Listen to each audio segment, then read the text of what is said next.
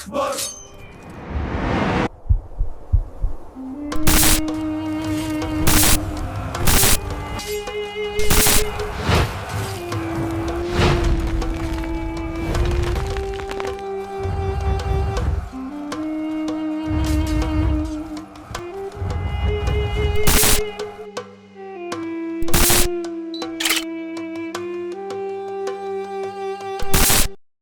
اس لیے کہ ان کو مسلمانوں کے خلاف اکساتے رہتے تھے اور ان کو رضامند کر کے ان کے شہر کو مسلمانوں سے عہد شکنی کرنے اور ان پر ظلم کرنے کا اڈا بنا دیا تھا۔ اور خیبر کے یہودیوں کے لیڈر بھی سمجھتے تھے کہ ان کا علاقہ ہوئی بن اخطب اور سلام بن مشکم اور دیگر زعمائے بنی نضیر کی مرضی کے مطابق مسلمانوں پر تسلط حاصل کرنے کا نیا اڈا بن گیا ہے۔ اور یہ کوئی بعید بات نہیں کہ خیبر کے یہودی زعماء پر قلق و اضطراب چھا گیا ہو کہ ان کے علاقے کو مسلمانوں کی طرف سے ایک تباہ کن جنگ کا سامنا کرنا پڑے گا جو یہودیوں کے وجود کو ہمیشہ کے لیے ملیا میٹ کر دے گی، اور یہ مسلمانوں کی طرف سے ایک تادیبی اور حفاظتی کارروائی ہوگی، کیونکہ خیبر کے یہودیوں نے اس بات کو قبول کر لیا تھا کہ ان کا علاقہ بنی نضیر کے یہود کے کینوں کا مرکز اور ایسے ظلم کی کارروائیوں کا مقام ہوگا جو مسلمانوں کی سلامتی اور امن کو برباد کر دے گا۔ ان سب باتوں کا یہ مفہوم نہیں کہ خیبر کے یہودی مسلمانوں کی تباہی اور ان کی ہستی کی بربادی میں دلچسپی نہیں رکھتے تھے۔ تمام یہود ملت واحدہ ہیں، وہ اسلام سے بغض رکھنے اور یثرب میں مسلمانوں کو کچلنے میں ایک جیسی دلچسپی رکھتے ہیں، لیکن خیبر کے یہودیوں کے قلق و اضطراب کا مصدر یہ خوف تھا کہ مسلمانوں کے خلاف ان کے ظالمانہ منصوبے ناکام ہونے کی صورت میں ان پر ایسی مصیبت آئے گی جس سے خیبر کے ان یہودیوں کا خاتمہ ہو جائے گا جن کے اور مسلمانوں کے درمیان کوئی جنگ یا کوئی کھلا جھگڑا نہ تھا، جیسا کہ یہود یثرب کی صورتحال تھی۔ ہم نے تاریخ کی کتابوں میں کہیں نہیں دیکھا کہ خیبر کو مسلمانوں کے خلاف ظلم کا اڈا بنانے پر خیبر کے یہودیوں نے بنو نضیر کے سرداروں سے معارضہ کیا ہو، لیکن اس بات کا قوی احتمال ہے کہ خیبر کے یہودیوں کے سرداروں نے اس خوف سے کچھ معارضے کا اظہار کیا ہو کہ کہیں ان کا انجام بھی بنو قریظہ کا سا نہ ہو۔ جب بنو نضیر کے شیطان نے ان مسلمانوں سے عہد شکنی پر اکسایا تھا، بنی نضیر کا شیطان ہوئی بن اخطب اور اس کے دیگر ساتھی اہالیان خیبر کے تعاون سے خیبر کو مسلمانوں کے خلاف حربی اور سیاسی اڈا بنانے میں کامیاب ہو گئے تاکہ مسلمانوں کا خاتمہ کر سکیں۔ بالآخر خیبر کے یہودی اس بات پر رضامند ہو گئے کہ وہ بھی اس معرکے میں شامل ہو کر اپنا بوجھ مسلمانوں کے خلاف ڈال دیں گے، اور انہوں نے اپنی حربی اور مالی طاقتوں کو حضرت صلی اللہ علیہ وآلہ وسلم اور مسلمانوں کے خلاف صرف کرنا شروع کر دیا، اور ہوئی بن اخطب اور بنو نضیر کے دیگر سرداروں کو اپنی قیادت سونپ دی، جنہوں نے یثرب سے جلا وطن ہو کر خیبر کے علاقے میں اپنا سیاسی اور مالی تسلط قائم کر لیا تھا۔ انہوں نے شدید بغض اور کینے کے باعث مسلمانوں کے خلاف تسلط حاصل کرنے کے منصوبے اور سازشیں تیار کرنے کے لیے دن رات ایک کر دیا، اور بت پرست عربوں کو ان کے خلاف بھڑکانے کے لیے منصوبے بنائے۔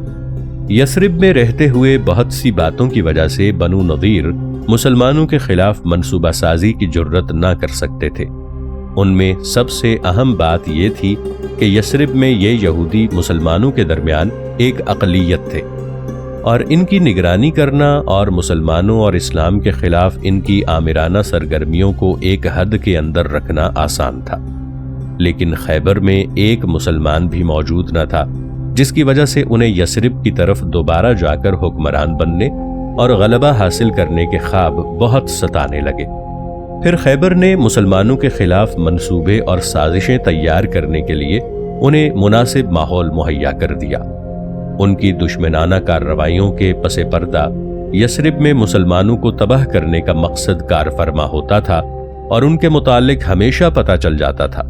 کیونکہ مدینہ اسلام کا ہیڈ کوارٹر اور وجود اسلامی کا مرکز ثقل تھا، اور جس دشمنانہ کارروائی کا پتہ چل جاتا مسلمانوں کی طرف سے اس کا تعاقب کیا جاتا، جس سے مجبور ہو کر یہ یہودی اور ان کے منافق حلیف اپنی دشمنانہ سازشوں اور تخریبی منصوبوں کو مکمل طور پر خفیہ رکھتے، خصوصاً اس وقت جب ان منصوبوں یا سازشوں کی تنفیذ سے کسی کا مارنا یا قتل کرنا مقصود ہوتا۔ مگر خیبر میں کسی بھی سطح پر ان کو مسلمانوں کے خلاف کی جانے والی سازشوں کو چھپانے کی ضرورت نہ تھی، اس لیے کہ ہجرت کے 7ویں سال تک خیبر میں مسلمانوں کے اقتدار کا وجود تک نہ پایا جاتا تھا، بلکہ اس علاقے میں ایک مسلمان بھی موجود نہ تھا، اور بنو نضیر کے جلا وطن یہودی اس علاقے میں ہجرت کے 4تھے سال کے وسط میں آئے تھے۔ ناظرین، آگے بڑھنے سے پہلے کامنٹ سیکشن میں ہمیں اپنی آراء سے ضرور آگاہ کیجیے گا کہ آپ کو ہماری یہ سیریز کیسی لگ رہی ہے۔ میں ہوں طاہر عبید چودھری۔ آئندہ آنے والی اقساط سے باخبر رہنے کے لیے ہمارے چینل کو سبسکرائب کر لیں اور ساتھ موجود بیل آئیکن کو ضرور کلک کر لیں۔ شکریہ۔ کیا یہودیوں نے مدینہ سے جنگ کرنے کے متعلق سوچا تھا؟ حالات و واقعات بتاتے ہیں کہ بنو نضیر کے سرداروں نے فیصلہ کیا کہ وہ مسلمانوں کے وجود کو ختم کرنے اور مدینہ میں نور اسلام کو بجھانے کے لیے یہود کی تمام مالی، فکری اور بشری طاقتوں کو داؤ پر لگا دیں گے۔ خیبر کی ہر مادی طاقت بلا نزاع اس بات کی طرف اشارہ کر رہی تھی کہ یہود نہایت آسانی کے ساتھ مسلمانوں کے صحن اور ان کی حکومت کے دارالخلافے میں جنگ کرنے کے لیے ایک عظیم لشکر تیار کر سکتے ہیں۔ مورخین کے اندازے کے مطابق صرف خیبر کے یہودی ہی 8000 جانبازوں کو اکٹھا کرنے کی طاقت رکھتے تھے، اور جب ہم ان کے ساتھ بنو نضیر کے 1000 جنگ باز نوجوانوں کو شامل کر دیں تو ہم پر واضح ہو جائے گا کہ خیبر ہجرت کے 4تھے سال مسلمانوں سے جنگ کرنے کے لیے مدینہ میں 10,000 جانبازوں کی زبردست فوج کو میدان میں لانے کی قدرت رکھتا تھا، جبکہ اس وقت مدینہ میں 1000 سے زیادہ مسلمان جانباز موجود نہ تھے۔ اس کے ساتھ ہم کسی مورخ کو اس بات کا ذکر کرتے نہیں پاتے کہ ان یہودیوں کے ہاں یہ عزم بھی موجود تھا کہ ان کی فوجیں خیبر سے اٹھ کر مدینہ میں مسلمانوں سے جنگ کریں، اور یہ بات ہمارے امکان میں نہیں کہ ہم قطعی طور پر بتائیں کہ باوجود عظیم بشری اور مالی قوتوں کے خیبر کے یہودی مسلمانوں سے جنگ کرنے سے کیوں رکے رہے، حالانکہ وہ آسانی کے ساتھ اس قسم کی جنگ کی طاقت رکھتے تھے۔ باوجود کہ یہ یہودی مسلمانوں کے خاتمے کی شدید خواہش رکھتے تھے، ہمیں اب تک تاریخی مصادر سے اس بات کا راز معلوم نہیں ہو سکا کہ وہ اس جنگ سے کیوں رکے رہے، یہودی مدینہ کے ساتھ جنگ کرنے سے کیوں رکے۔ ہاں، اندازے سے یہ کہنا ممکن ہے کہ اس بات کے 2 بڑے سبب تھے جنہوں نے یہودیوں کو خیبر سے مارچ کر کے مدینہ میں مسلمانوں کے ساتھ جنگ کرنے سے روک دیا۔ اول یہ کہ یہود کی فطرت میں بزدلی پائی جاتی ہے، جس کی وجہ سے یہ قلعوں کے پیچھے اور محفوظ بستیوں کے اندر رہ کر ہی لڑ سکتے ہیں۔ یہود کی اس فطرت کی طرف قرآن شریف نے اشارہ کرتے ہوئے فرمایا ہے، لا یقاتلونکم جمیعا۔ دوم، باوجود کہ یہود کو عرب علاقے میں رہتے ہوئے کئی صدیاں گزر گئی تھیں، پھر بھی فوجی اور مالی قوت کے باوجود ان کا یہاں کے اصلی باشندوں کے ساتھ جو خیبر کے علاقے کو گھیرے ہوئے تھے کوئی تعلق نہ تھا۔ اس کے برعکس ان قبائل میں سے ہجرت کے 4تھے سال تک کسی ایک آدمی نے بھی اسلام قبول نہ کیا تھا، پھر بھی یہودی ان بت پرست عربی قبائل کی دوستی کو وقتاً فوقتاً رشوتوں سے خرید لیا کرتے تھے۔ معلوم ہوتا ہے خیبر کے یہودیوں کو یہ خوف دامنگیر تھا کہ جب یہود کے جانباز مدینہ میں مسلمانوں سے لڑنے کے لیے چلے گئے، جو خیبر سے 80 میل سے زیادہ فاصلے پر تھا اور اس زمانے کے وسائل کے لحاظ سے بہت دور مسافت پر تھا، تو بت پرست عرب قبائل خیبر کے سرسبز نخلستان پر حملہ کر کے اس کے اموال کو لوٹ لیں گے اور ان کی عورتوں اور بچوں کو قیدی بنا لیں گے۔ خیبر اور غزوہ احزاب۔ مدینہ پر حملہ کرنے سے رکنے کا یہود کے لیے خواہ کوئی سبب ہو، مگر مسلمانوں کو کچلنے اور دعوت اسلامی کے شعلے کو بجھانے کا خیال ہمیشہ ہی ان کے اذہان میں قائم رہا، اور مسلمانوں کو تباہ کرنے اور کسی بھی شکل میں مدینہ میں جا کر مسلمانوں کے ساتھ جنگ کرنے کا سب سے زیادہ خواہش مند اسلام کا بدترین دشمن حیی بن اخطب تھا، جس نے حضور علیہ السلام سے آپ صلی اللہ علیہ وآلہ وسلم جب مکہ سے ہجرت کر کے آئے تھے، پہلی ہی ملاقات کے وقت یہ اعلان کیا تھا کہ وہ زندگی بھر آپ صلی اللہ علیہ وآلہ وسلم سے عداوت رکھے گا۔ اپنے دشمنانہ منصوبوں کے مطابق جب یہود نے یہ سمجھا کہ ان کا مدینہ پر حملہ کرنا مستعبد ہے تو خیبر میں یہودیوں کے لیڈروں نے میٹنگ کر کے مفید ترین منصوبے کے متعلق سوچنا شروع کیا جو اثر نو مسلمانوں کے مکمل خاتمے کے لیے جنگ کو ان کے علاقے میں منتقل کر دے تاکہ بنو نذیر کے وہ سیاہ خواب پورے ہو جائیں جو انہیں مسلم یثرب پر دوبارہ غلبے کے متعلق آیا کرتے تھے۔ جنگ کا اہم منصوبہ۔ خیبر میں ان لیڈروں کی میٹنگوں کے نتیجے میں اس قرارداد کے منصوبے پر اتفاق رائے ہو گیا جسے بنی نذیر کے شیطان حوی بن اخطب نے پیش کیا۔ اس دشمنانہ منصوبے کا خلاصہ یہ تھا کہ خیبر کے لیڈروں کا ایک وفد ان تمام عرب قبائل میں جو ہمیشہ سے بت پرستی اور اسلام اور مسلمان دشمنی پر قائم ہیں جا کر کوشش کرے اور ان کو مسلمانوں کے خلاف جنگ کرنے پر اکسائے اور رشوتوں کے ذریعے ان کو برانگیختہ کرے اور وعدے کرے کہ یثرب میں مسلمانوں کے ساتھ ہماگیر جنگ کرنے اور اسلامی ہستی کو کامل طور پر فنا کر دینے کے بعد مدینہ پر مکمل قبضہ کرنے کے لیے انہیں زبردست فوج سے مدد دیں۔ یہود کے لیڈروں نے خیبر میں اس بات پر بھی اتفاق کیا کہ بت پرست قبائل کو سب سے پہلے یہ پیشکش کی جائے کہ جنگ کے منصوبے کی کامیابی کے بعد 1 سال میں خیبر کے نخلستان میں جو فصلیں اور پھل پیدا ہوں گے وہ انہیں دیے جائیں گے، اور خیبر کے یہودی بڑے کھلے دل سے اس عظیم جنگ کے اخراجات برداشت کریں گے تاکہ وہ دوسروں کے کندھوں پر سوار ہو کر نئے سرے سے فاتح بن کر یثرب میں واپس جائیں۔ اس کا مطلب یہ ہے کہ خیبر کے یہودیوں نے ایک ہماگیر جنگ کے ذریعے مسلمانوں کو تباہ کرنے کے لیے اپنی تمام مادی قوتوں کو کام میں لانے کا فیصلہ کر لیا تھا، لیکن یہ جنگ یہود کی زبردست فوجوں کے ساتھ نہیں ہوگی بلکہ بت پرست قریش اور اعراب سے ہوگی جن کو رشوتوں کے ذریعے اور لوٹ مار کا لالچ دے کر اکٹھا کرنا آسان ہوتا ہے۔ ان اعراب کی سوسائٹی میں اقتصاد کا دار و مدار لوٹ مار پر ہوتا ہے۔ بنی نذیر کے شیطان حوی بن اخطب نے اپنے ساتھی یہودیوں کو یقین دلایا کہ اعراب اس جنگ کی ریڑھ کی ہڈی ہوں گے جس کی وسیع و عریض اسکیمیں خیبر میں بنائی گئی تھیں، اور یہود خیبر کو یہ یقین تھا کہ وہ روئے زمین سے اسلامی ہستی کو مٹا کر اپنا مقصد پا لیں گے۔ حضرت صلی اللہ علیہ وآلہ وسلم کے خلاف خیبر کا احزاب کو تیار کرنا۔ اس اہم فیصلے کی تنفیذ کے لیے جس پر خیبر کے یہودی سازشیوں نے اتفاق کیا، ان کے بڑے بڑے لیڈروں کا ایک وفد بنایا گیا جس کی ڈیوٹی یہ لگائی گئی کہ وہ سب سے پہلے قریشی قبائل کے ہیڈ کوارٹر سے رابطہ کرے جو ان دنوں اسلام اور مسلمانوں کا سب سے بڑا دشمن تھا، پھر نجدی قبائل سے جو بڑی تعداد اور تیاری والے تھے اور سخت جنگجو تھے، یعنی غطفان، اسلم، فزارہ، اشجع اور ان کے حلفاء سے ملاقات کرے جو قریش کے بعد اسلام کے شدید دشمن خیال کیے جاتے تھے،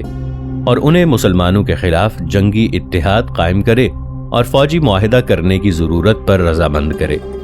پس یہ تمام بت پرست قبائل اس اساس پر اور خیبر کے یہودیوں کی مادی امداد پر اس ہماگیر جنگ میں شامل ہو جائیں جس کا مقصد مسلمانوں کی جڑ کاٹنا اور انہیں تباہ کرنا ہے۔ ممبران وفد۔ اس فتنے اور تخریب کے وفد کے ممبران کے نام یہ تھے: نمبر 1 حوی بن اخطب، یہ بنی نذیر میں سے تھا۔ نمبر 2 سلام بن مشکم، بنی نذیر میں سے۔ نمبر 3 کنانہ بن ابی الحقیق، یہ بھی بنی نذیر میں سے تھا۔ چوتھے ابو عامر جو فاسق کے لقب سے ملقب تھا، یہ عرب تھا اور اوس قبیلے میں سے تھا۔ نمبر 5 حوزہ بن قیس الوائلی، یہ عرب تھا اور یہودی ہو چکا تھا۔ اس جگہ دیکھنے سے معلوم ہوتا ہے کہ اس یہودی وفد کے تمام ممبران بنی نذیر کے یہودیوں میں سے تھے۔ صرف حوزہ بن قیس الوائلی کے متعلق بظاہر معلوم ہوتا ہے، جیسا کہ اس کے نام سے پتہ چلتا ہے کہ وہ عربی تھا جس نے یہودی مذہب کو اختیار کر لیا تھا۔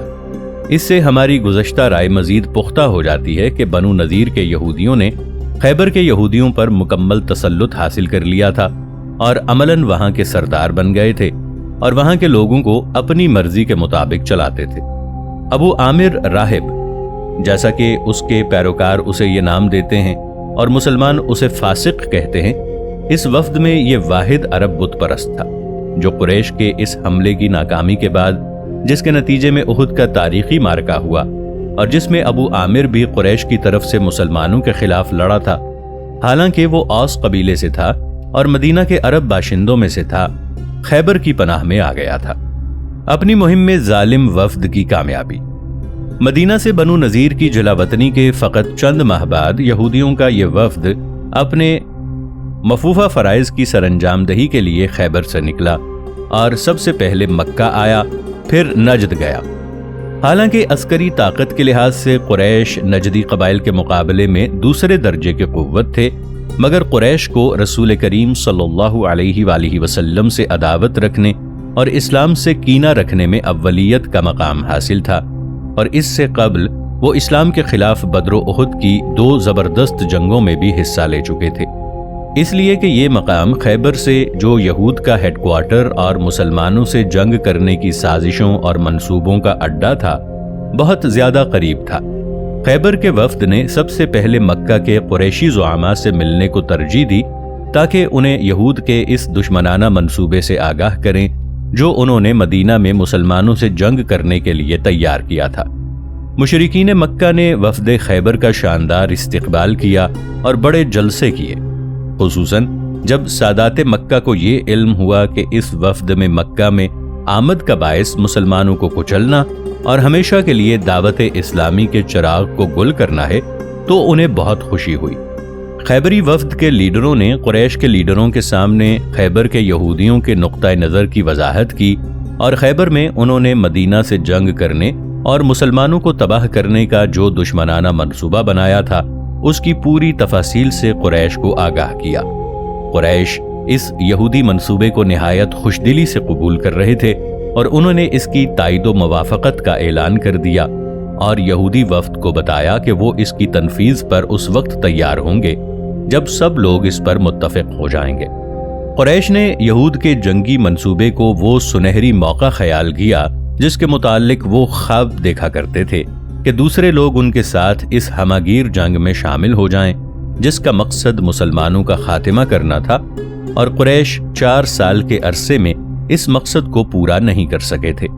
اور جنگ بدر و احد میں اپنی پوری طاقت خرچ کر کے بری طرح ناکام و نامراد ہو چکے تھے، اور مسلمانوں کے ہاتھوں پہلی دفعہ ان کی عسکری شہرت کے پرخچے اڑ گئے تھے، اور دوسری دفعہ بھی وہ اپنے عظیم مقاصد کو پورا کیے بغیر ناکام ہو کر مکہ واپس لوٹ آئے تھے۔ حالانکہ اس جنگ میں انہوں نے مقدور بھر اپنی مادی، بشری اور حربی قوتوں کو جمع کر لیا تھا۔ یہی وجہ ہے کہ قریش نے خوش ہو کر یہود خیبر کے منصوبے کو خوش آمدید کہا اور بلا شرط اس سے اتفاق کا اظہار کر دیا۔ قریش اور یہود کے درمیان اس بات پر اتفاق ہو گیا کہ وہ نجدی قبائل یعنی غطفان، سلیم، اشجع، فزارہ اور اسد کے اتفاق کے بعد ہجرت کے 4تھے سال شوال کے مہینے میں مدینے کا محاصرہ کریں گے۔ یہودی وفد نجد میں جنگی منصوبے کے متعلق قریش کی موافقت حاصل کرنے کے بعد یہ یہودی وفد بت پرست قبائل کے سرداروں سے ملاقات کرنے کے لیے نجد کے صحراؤں کی طرف گیا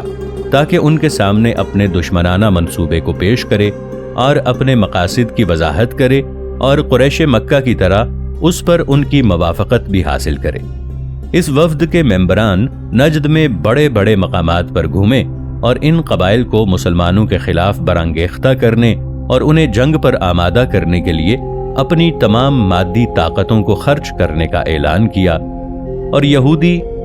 فن پروپیگنڈا کے طریق پر انہیں بتایا کہ مسلمانوں کے ساتھ جنگ کرنے میں ان قبائل کی شمولیت سے انہیں بہت فائدہ ہوگا، خصوصاً اس لیے کہ اس جنگ کا مقصد اس خطرے کو ایک حد کے اندر رکھنا ہے جو مسلمانوں کے نفوذ سے بڑھ رہا ہے، جو یہودیوں، قریش اور نجدی بت پرستوں کے مشترکہ دشمن ہیں، اور انہوں نے مختلف خونریز جنگوں میں سب کو پے در پے شکستیں دی ہیں۔ یہودی وفد کی نجد میں پذیرائی۔ خیبری وفد جب نجد میں پہنچا تو اس کا شاندار استقبال ہوا جو زعماء مکہ کے استقبال سے کم نہ تھا، کیونکہ مکہ اور نجد دونوں اسلام سے شدید نفرت اور حضرت نبی کریم صلی اللہ علیہ وآلہ وسلم کے ساتھ عداوت رکھنے میں خیبر کے یہودیوں سے اتفاق رکھتے تھے۔ اس پر مستزاد یہ کہ ان نجدی بت پرست بدوؤں کو لوٹ مار کا بھی شوق تھا، جو قدیم زمانوں سے ان کی اقتصادی زندگی کا سہارا تھی۔ اس لیے نجدی قبائل نے اس جنگی منصوبے سے اتفاق کرنے میں کسی قسم کا تردد نہ کیا، جسے حیی بن اخطب اور دیگر ممبران وفد خیبر سے لے کر آئے تھے۔ نیز تینوں اس بات کی خواہش میں تھے کہ جنگ کو مدینہ منتقل کر دیا جائے، مگر اس کا باعث ان تینوں فریقوں کے نزدیک ایک نہ تھا، بلکہ ہر ایک کا الگ مقصد تھا جو دوسرے سے مختلف تھا۔